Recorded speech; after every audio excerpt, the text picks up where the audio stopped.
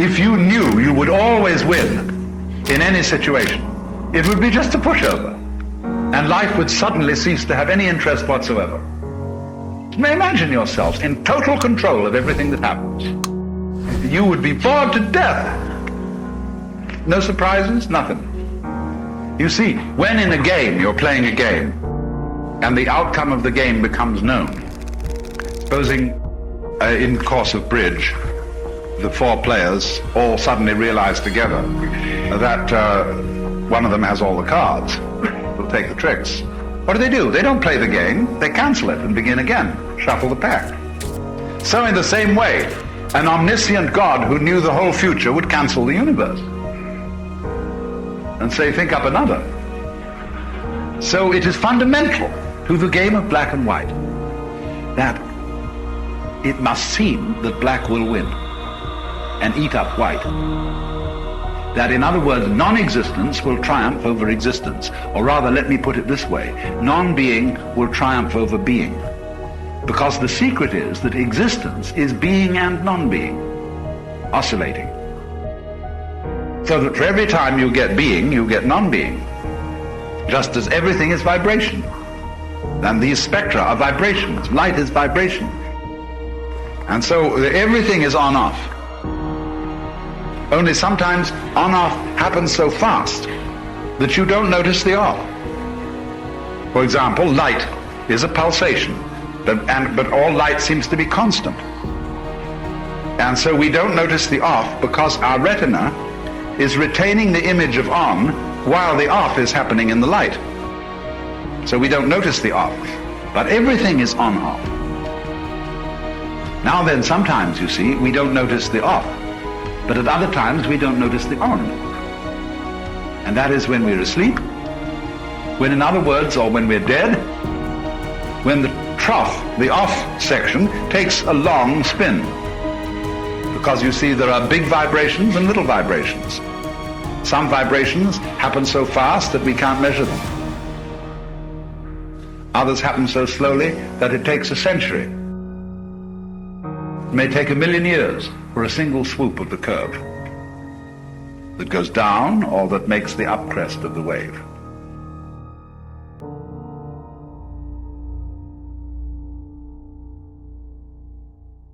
You see, when you look at the wave pattern, you must realize that the crest is measured from the top to the middle of each trough. That the trough is measured from the top of each crest to the bottom of the trough. They overlap.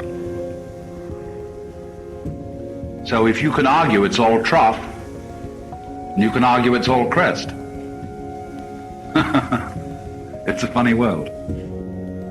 So the argument that it's all trough and that maybe just a little bit of crest, about boing like that, these are the people who say, well, we are flashes in an eternal darkness. It's a pessimistic point of view. And then there are the people who say there really is no death at all. Death is just an illusion that seems to happen. This is the optimistic point of view. And the optimistic point of view is essential to the pessimistic, as the pessimistic is essential to the optimistic. Because you wouldn't know who you were, you see, if you didn't have both points of view. I'm not going to see, and when I teach, I don't try to persuade anybody. And everybody's at liberty to disagree, because I wouldn't know what I was thinking unless there were people to disagree with me. So in the same way, supposing you're in a social scene, like here in La Jolla, there are nice people, and there are not so nice people. There are various kinds of nice people, various kinds of not so nice people. There are, for example, nice people who belong to the country club set. There are nice people who belong to the arty set. Nice people who belong to the social service set, and so on. And then there are nasty people, variously be defined as the poor, the beatniks, the generally disrespectful people who live on the wrong side of the track or the wrong part of the hill or whatever it is, or the wrong town. And the nice people boost and maintain their collective ego by talking about how dreadful the nasty people are.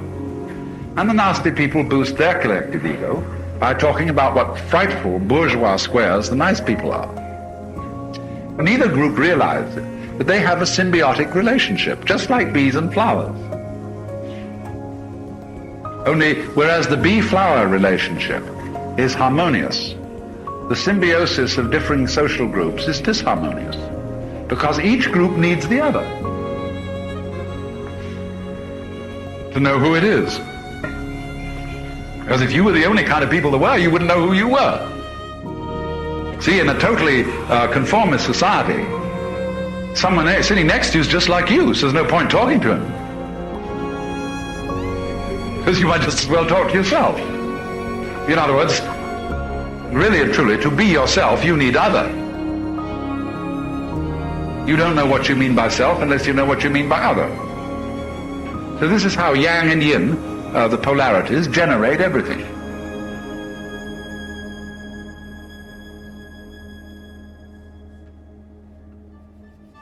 And when you realize that you only know who you are because of the, as it were, adversary or enemy or outgroup, you start laughing. Because that's very funny.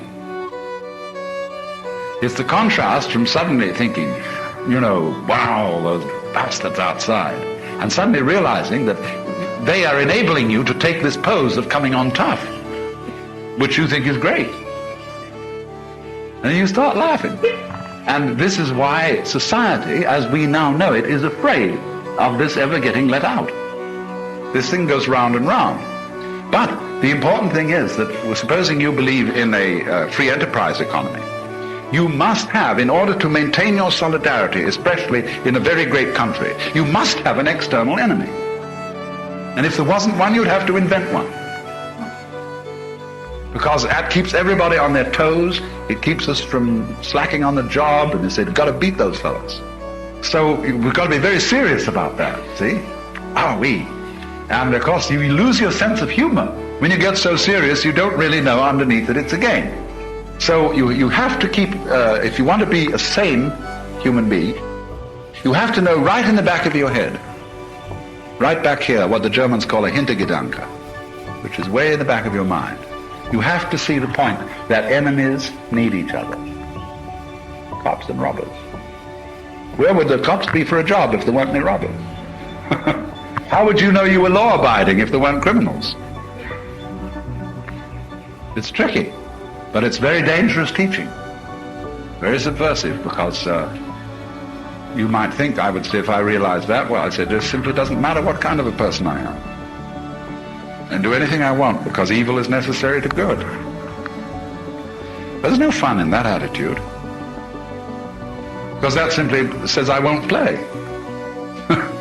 All right, if you want to sit by yourself under a tree and not play, I guess you could do that, provided you don't interfere with our game.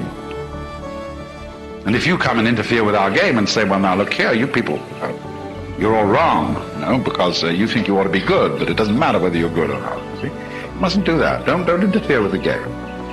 In order to have this kind of knowledge, that's why all this kind of knowledge has always been esoteric. And in any esoteric school, people were tested first before they got in order to find out whether you were civilized. In other words, you can't give powerful tools and powerful knowledge to people who aren't civilized and who have no humor and who have no graciousness. But nowadays, there's no way of concealing these things. I said it's a secret, but in the world of science, there are no secrets. So I don't feel any compunction about talking about these things, because if I don't, somebody else is going to. Because an awful lot of people know about it. But that is the inside dope, if I may say so, that these extremes need each other and can't manifest without each other. And the point is how to keep your head when you know that.